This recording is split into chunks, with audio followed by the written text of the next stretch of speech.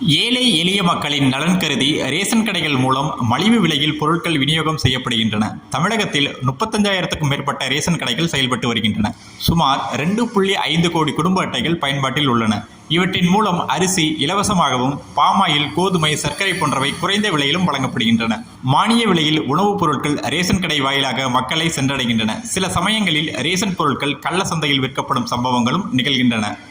இதை தடுக்க தமிழக அரசு பல்வேறு நடவடிக்கைகளை மேற்கொண்டுள்ளது. முறைகேடுகளை தவிர்க்க ரேஷன் கார்டில் உள்ள குடும்பத் தலைவர் அல்லது உறுப்பினர்களின் விரல் ரேகை பதிவு செய்யப்பட்டு உறுதி செய்யப்பட்ட பின்னரே பொருட்கள் வழங்கப்படுகின்றன. இருப்பினும் பயோமெட்ரிக் முறையில் வயதானவர்களால் சரியாக கைரேகை பதிவு செய்ய முடிவதில்லை. இதனால் அவர்களுக்கு ரேஷன் பொருட்கள் வழங்குவதில் காலதாமதமும் தேவையற்ற சிக்கல்களும் ஏற்படுகின்றன.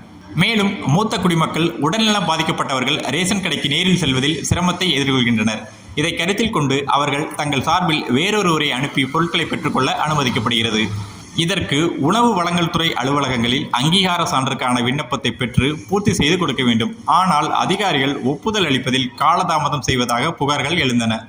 எனவே இந்த சேவைக்காக www.tnpds.gov.in என்ற இணையதளத்தில் விண்ணப்பிக்கும் வசதியை உணவுத்துறை அறிமுகப்படுத்தியுள்ளது.